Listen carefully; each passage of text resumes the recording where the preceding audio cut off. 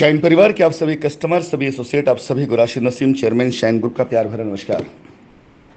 साथियों, आज दिन भर की वर्किंग में कुछ ऐसी फाइंडिंग, कुछ ऐसी चीज़ें, मज़ेदार चीज़ें सामने आई कि मुझे लगा कि आप सभी लोगों को एक बहुत प्यारा सा वॉइस नोट इसलिए भी दे दें कि संबंधित लोग जिससे रिलेटेड हैं उनकी नींदें अच्छी से आए, सुकून से आए, क्योंकि जिनके लिए काम हो रहा है, काम वाकई बहुत अच्छा, बहुत शानदार हो रहा है। और मेरा जो टारगेट है मार्च 2025 से पहले पहले आपकी लाइबिलिटी ख़त्म कर देना खुद के लेवल पर, अभी मेरा टारगेट मेरी जिद बन चुका है।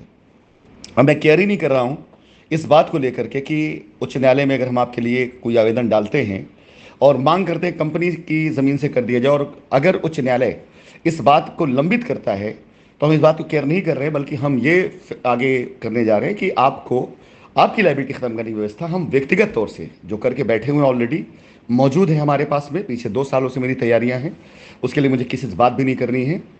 उच्च न्यायालय में सारे पेपर वगैरह डालकर सबमिट करके और आप लोगों की सहमति पत्र लेकर वहीं लाइबिलिटी खत्म करा दूंगा मैं। ये तयशुदा बात है। और इसका सबसे बड़ा पॉजिटिव आपको मैं एक और दे दूं संदेश कि मेरे सारे साथी, मेरे सारे लोग जो चाहते हैं कि कंपनी वापस लौट कर आए, शाइन जैसा समूह मरने ना पाए, लाखों कस्टमर का समूह है ये, करोड़ों लोग जानते हैं, और अगर ये कंपनी जिंदा रह गई, बच गई, तो सालों साल नहीं बल्कि पीढ़ी दर पीढ़ी न जाने कितना कल्याण कर डालेगी। और कंपनी अगर खत्म हो गई तो न जाने कितने लोगों का नुकसान हो जाएगा। तो साथियों, इन सारी चीज़ों में जो फाइंडिंग है मज़ेदार, वो यही है कि मेरा ये जो प्रयास था ये तो था सिर्फ आपकी लाइबिलिटी उतारने के लिए, लेकिन इसका जो रिजल्ट आना शुरू हुआ है उसमें बहुत ढेर सारे चेहरे बेनकाब होने शुरू हो गए। मतलब अभी ये मान के चलिए कि मेरी बातों को पूरा ध्यान समझिएगा, सिर्फ सुनिएगा मत, और आपके काम की हो तो अपने पास रखिएगा, काम की ना हो तो इसे आगे ज़रूर दीजिएगा ताकि लोग काम आए। कि मेरा प्रयास यही था मेरी लाइबिलिटी आपकी ख़त्म हो, ये सारी चीज़ें हों, इन सारी चीज़ों में मैं दिन रात लगा हुआ था। अभी ये क्या है कि इत्तेफाक से ये मेरे दिल में बात आई कि अगर मुझे लाइबिलिटी फ्री करना ही है और मेरे अंदर इतनी ताकत है और मैं ये मान चलता हूँ कि भाई शाइन सिटी ईमानदार कंपनी है और इसे छुड़ा लेंगे, तो चलो पहल करते हैं अपने लोगों से बात करके कि अगर कंपनी की ज़मीन हमें ना मिले तो क्या ये पॉसिबल है। जो लोग लीगल में नहीं गए, जेन्युइन कस्टमर हैं, तो हिंदुस्तान से एक तरह से मुकदमे की ये सारी ख़त्म करने की और कस्टमर को एक अलग दिशा देने के लिए मैं पूरी लाइबिलिटी ख़त्म कर दूँ, और जो लीगल उनसे लीगल फाइट करूँ मैं।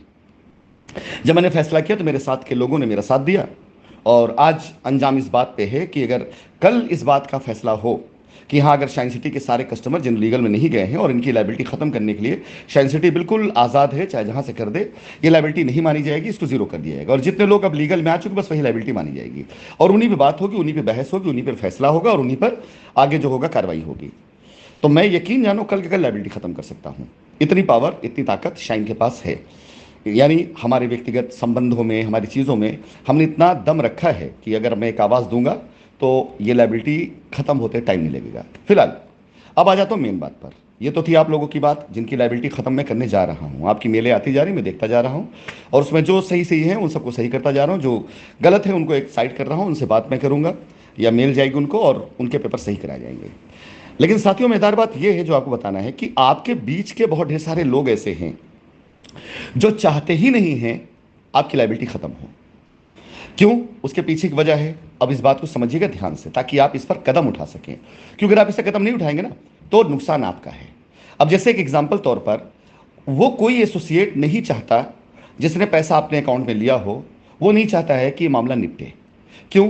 क्योंकि वो आपसे कह रहा है पैसा मैंने कंपनी को दिया, मामला निपटेगा, कंपनी आके पूछेगी भाई कहाँ दिया, अब उसे साबित करना पड़ेगा कहाँ दिया। साबित नहीं कर पाएगा तो उसके लिए क्या बेटर है, कंपनी लौट के ना आए। उससे सब बेहतर ये कंपनी लौट के ना आने पाए। कंपनी लौट के आ गई तो प्रॉब्लम है उसकी। अब इस चक्कर में ऐसे बहुत से लोग जो अब तक बड़ी मीठी मीठी बोलते हुए कंपनी की तरफ खड़े रहे, वो भी कंपनी के खिलाफ में थे। जब तक एसोसिएट पर एफआईआर करने की बात नहीं की जा रही थी तब तक सब कुछ सही चल रहा था, वफादार थे वो। लेकिन मार्च में जब मुझे खबर लगी, ये बहुत ध्यान समझिएगा, कि कुछ ऐसे सेंटर पॉइंट हैं जहां पर बैठकें होती हैं, ऐसे लोग जमा होते हैं, अगर मुझे वफादार और गद्दार दोनों का फ़र्क निकालना है तो मैं ज़रा इस पर नज़र रखूं। मैं आपको बताने में गुरेज नहीं करूंगा कि शाइन सिटी ऐसे नहीं बनी थी, मेरा सर्विलांस बहुत स्ट्रांग था। बहुत लोग जानते हैं मेरे पास एक अलग से टीम थी जो मेरे लिए काम करती थी, पेड टीम थी, जिसे मैं पैसा देता था, वो मेरे लिए इंफॉर्मेशन इकट्ठा करती थी। वो जिसके पीछे मैं लगा दूं उसके घर की सीडीआर तक निकल जाती थी, फैमिली सीडीआर तक निकल आ जाती थी। यहां तक का उन लोगों का एजेंसी का काम था। पेड एजेंसी होती थी, हायर करता था मैं। और किससे बात होती है, किसकी, कौन किससे मिलता है, हर चीज़। मेरे कई मुकदमों में मैंने इस तरह के अपने साधनों का इस्तेमाल किया कि अगर कोई मुझ पर झूठे आरोप लगा रहा है, कोई झूठे मुकदमे लगा रहा है, मैं उसके पीछे सर्विलांस लगाता था और पूरी फाइंडिंग करने के बाद सारे मुकदमे को तहस नहस कर देता था मैं। तो मार्च से मुझे इस चीज़ के बारे में जानकारी क्या मैंने लेनी शुरू करी। मैंने अपनी टीम को एक्टिवेट किया। 3 से 4 जगह ऐसी थी जहां के सीसीटीवी फुटेज तक हमारे यहां पर हमारे ऑफिस से चले। कैसे, मैं बता देता हूं। ये कुछ चमत्कार नहीं है। सीसीटीवी लगाते आप किससे हैं? लगवाते हैं आप बाजार से खरीद कर। टेक्नीशियन आता है बाजार का, वो आपका पासवर्ड सेट करता है। अब उस पासवर्ड को किसी सिस्टम में डालेगा, आपका सीसीटीवी वहां लाइव हो जाएगा।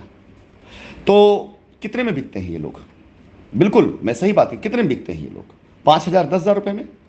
अगर कोई एक जगह जहां पर सीसीटीवी लगी हुई है, अगर वहां की अगर आपको जानकारी लेनी है कि वहां की फुटेज जानना है, कुछ जानना है और कुछ मामला ऐसा है जहां पर आपकी पहुंच है, तो बहुत आसान काम है ये, किसी घर की सीसीटीवी फुटेज को पूरा बाकायदा हैक कर लेना। मैं हैकिंग नहीं सिखा रहा हूं, बता नहीं रहा हूं। एक टेक्नीशियन वो बड़े आराम से आपके यूजर पासवर्ड डाल करके आपके सीसीटीवी की फुटेज को कहीं भी चला के देख सकता है। ऐसे कुछ जगह थे, ऐसे कुछ ऑफिसेस थे जहां के सीसीटीवी फुटेज हमें प्रोवाइड कराए गए सबूत के तौर पर। एजेंसियों ने सर्विस दी मुझे, नॉट एजेंसी, पर सरकारी एजेंसी नहीं, वो लोग, वो इन्वेस्टिगेशन एजेंसियां, वो प्राइवेट डिटेक्टिव एजेंसियां जो ऐसा काम करती हैं कि भाई मैं आपका ये काम कर दूंगा, इतने पैसे लगेंगे, आपको मैं एक्चुअल रिपोर्ट दूंगा। मैंने भी करवाया, इसमें कोई दो राय नहीं, कोई बुराई नहीं है, क्योंकि मुझे अगर अपनी कंपनी बचाना है तो ऐसे चेहरे, ऐसे नाम निकल कर सामने आने शुरू हो गए जिन पर मैं पहले बहुत ट्रस्ट करता था और करता रहना चाहता था, लेकिन धीरे धीरे मेरी नज़र से वो पर्दे हटने शुरू हुए। मैं आपको इसलिए बता रहा हूं कि पहले मुझे लगा मैं ही विक्टिम हूं और लोग मुझे ही बेवकूफ़ बना रहे हैं, लेकिन जब से अभियान शुरू हुआ है तब से ऐसे लोग अब कंपनी से मुझसे खौफ खाने लगे हैं। जी, उनको समझ में आ गया कि आदमी पागल हो गया है, रुकेगा नहीं अभी ये।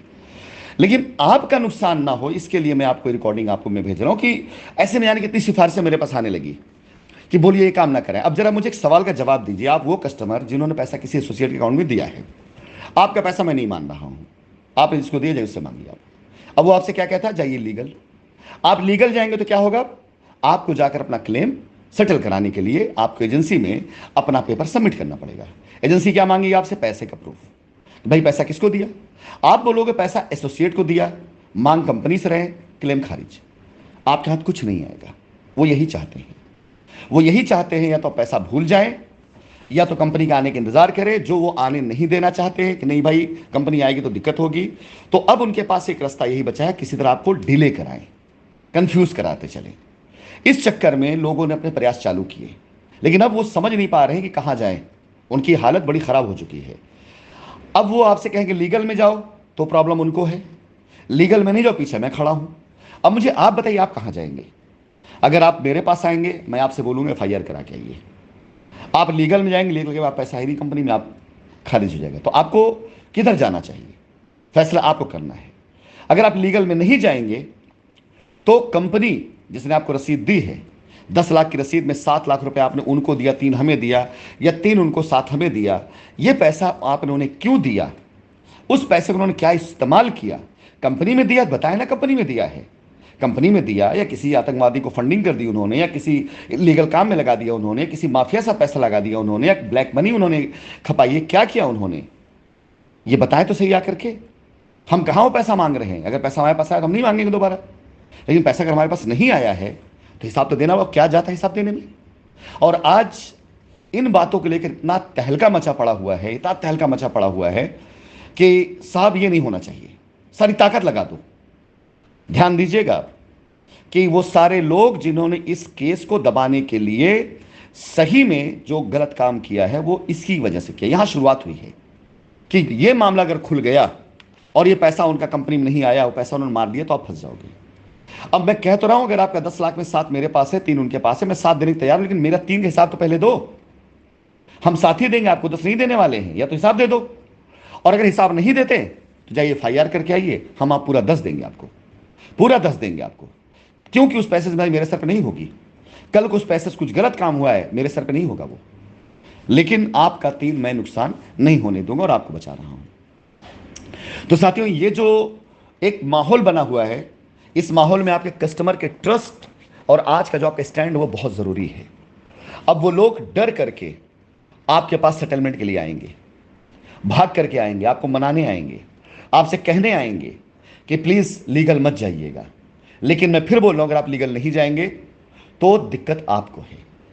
अगर वो पैसा जांच एजेंसी को हमने प्रोवाइड कराया कि ये रसीद 3 लाख की फेक है और ये पैसा हमारे पास नहीं आया, कस्टमर क्लेम कर रहा है, तो आप भी फंसोगे और एसोसिएट भी फंसेगा, दोनों फंसेगा। कानूनी तौर से मैं राय दे रहा हूं आपको, ये अगर आप इस राय को मानते हैं, आपकी बचत है, नहीं मेरा कोई नुकसान नहीं है। अब आ जाती बारी इस बात को लेकर के कि मैं इस चीज पे इतना उतावला क्यों हूं। सिर्फ इसलिए साथियों कि मुझे एक बात समझ में आ गई, कोई हमारा दोस्त नहीं है, कोई आपका दोस्त नहीं है, हर कोई अपना दोस्त है। पिछले 4-5 महीनों में जो मुझे तजुर्बे हुए हैं, मैंने जो चेहरे देखे हैं, जिस तरह से मैंने लोगों का विश्वासघात देखा है आपके साथ, मेरे साथ, वो सिर्फ और सिर्फ मतलबी लोग अपने लिए कर रहे हैं और आज भी इस्तेमाल आपका हो रहा है। और अगर आज आप नहीं संभले तो विश्वास जानिए, मैं मार्च तक की लायबिलिटी खत्म कर दूंगा उन लोगों की जो लीगल में नहीं गए हैं और जिनका पैसा कंपनी में आया। मैं इनको खत्म कर लायबिलिटी सामने खड़ा कर दूंगा, हलफनामे दिलवाकर, अखबार में खबरें छपवा करके, टीवी पे चलवा करके और पूरे शहर बड़ी होल्डिंग लगवा दूंगा मैं कि शाइन सिटी लायबिलिटी खत्म करिए अपनी। ये मेरा वादा आपसे, मेरा स्टाइल है काम करने का, मैं कर दूंगा। ये कसम खाता हूं मैं कि मैं ये करके दिखाऊंगा। लेकिन उसके बाद फंसेगा कौन? वो सारे लोग जिनका पैसा कंपनी में नहीं आया, एसोसिएट गया, वो कहीं के नहीं होंगे। कौन फंसेगा? वो सारे लोग जिन्होंने 2019 बाद रजिस्ट्रियां कराई हैं और पैसा कंपनी में उनका पड़ा है, चाहे नहीं पड़ा, चाहे एसोसिएट, वो भी फंसेंगे। कौन फंसेगा? लीगल में बेचारे फंसे ही पड़े हुए हैं। 10-20 लोगों ने भी गलती कर दी ना अपने एफआईआरों में, और किया है उससे ज्यादा लोगों ने किया है। हम 10-20% की बात नहीं करते, 50-60% लोग गलती की है। मेरे पास सारी एफआईआर, चार्जशीट सब मौजूद है मेरे पास। तो सारे 100% लपट जाएंगे, लपट चुके हैं, ऐसा कोई दो राय नहीं है। तो एक तरफ लीगल में गए लोग, उन्हें समझ नहीं आया कैसे निकले। एक तरफ कस्टमर जिसने पैसा एसोसिएट अकाउंट में दिया वो कहीं का नहीं होगा, और एक तरफ वो कस्टमर जो 2019 बाद रजिस्ट्री करा के बैठा हुआ है, वो एक लीगल मामले में फंसेगा कि भागी हुई कंपनी की जमीन पे कब्जा करके फर्जी रजिस्ट्री करा करके एक फालतू का मुकदमा अपने सर पे ले लिया। तो ये सारी चीजें अब बिल्कुल अलग अलग हो चुकी हैं, टारगेट पे आ चुकी हैं। आपको तय करना है आपको टारगेट में किधर खड़े होना है। जो लीगल जा चुके उनको तो मैं कुछ नहीं कर पाऊंगा, उनके लिए मेरे पास कोई ना तो सिंपैथी है ना कोई रास्ता है, वो लड़े मुझसे, और कोई वापसी का भी रास्ता नहीं है। मैंने खोला था वापसी का रास्ता, लेकिन एक मुझे समझ में आया कि कितने प्रतिशत, 2-4-10% लोग आएंगे, 20%, 30-40% लोग आएंगे, 90% लोग भी आ गए, 90% लोग भी आ गए, तो क्या मेरा 4 साल 5 साल वापस लौट आएगा? नहीं। बेगुनाह लोग जो जेल गए थे क्या वापस आ जाएंगे? आ जाएंगे, लेकिन क्या 4 साल वापस लौटोगे? नहीं। तो क्यों ना बाइज्जत उन्हें बरी कराया जाए, और क्यों ना सही को सही, गलत को गलत साबित करके लाया जाए। तो मैं एफआईआर वालों के लिए सारे रास्ते बंद कर चुका हूं, सारे रेट वालों के रास्ते बंद कर चुका हूं मैं, एकदम दीवार चुनवा दिया है बिल्कुल मजबूत। उसी तरफ खड़े रहिए, लड़िए आप मुझसे। लेकिन अभी भी 2 तरह के लोग रडार पर हैं। कस्टमर जिसका पैसा एसोसिएट अकाउंट में गया है, अभी वो हाशिए पर है। कस्टमर जिसने 2019 बाद रजिस्ट्री कराई है, भले कितना जिनविन क्यों ना हो, रजिस्ट्री आपको फंसा सकती है। ये दोनों कस्टमर जब तक कंपनी की तरफ आग खड़े नहीं होंगे, कंपनी नहीं के लिए कुछ कर पाएगी, ना इन्हें बचा पाएगी। और मैं बताऊं, मेरे पास सिफारिशों का तांता लगा हुआ है, कोई फोन के जरिए, कोई दुबई आने की बात करके, कोई मिलने के जरिए, बहुत ढेर सारी चीजें ऐसी की जा रही हैं जो मेरी आंखें खोल रही हैं कि अब तक 4 सालों तक 5 सालों तक काम क्यों नहीं हुआ कंपनी का, अब समझ में आ गया। और अब मैं उस पर ध्यान ही नहीं दूंगा, तयशुदा बात है, मैं ध्यान ही नहीं दूंगा। मेरे जीवन की, मेरी अंतिम सांस तक का मोल मैंने शाइन सिटी की इज्जत के साथ कर दिया है। मुझे अपने मौत का भी खौफ नहीं, इसका भी डर नहीं है। इस समस्या को खत्म करने के लिए और उजागर करने के लिए वो सारे नाम चेहरे जिन्होंने गलत किया है, ऐसे लोग जेल पहुंचाने के लिए 500 लोग जाएंगे जेल के अंदर। 500 लोग लिख लीजिए आप, 500 लोग, बड़े बड़े तुर्रम खान जो अपने को लगा रहे हैं ना, जेल जाएंगे वो, और 10 साल तक बाहर नहीं आ पाएंगे। मामला इतना बड़ा है, इतना पेचीदा है। तो तयशुदा बात ये मान चले, कल से मैं पहाड़ गिराने शुरू करूं। कल से मैं 10 तारीख में तैयारी थी, लेकिन कल थोड़ी बारिश करूंगा, उसका देखिएगा आप। 10 से लेकर 25 तारीख के अंदर अंदर हिंदुस्तान में वो तिगनी का नाच होगा, वो तिगनी का नाच होगा शाइन के मामले में कि न जाने कितने हाथ के तोते उड़ जाएंगे, कितने छक्के छूट जाएंगे।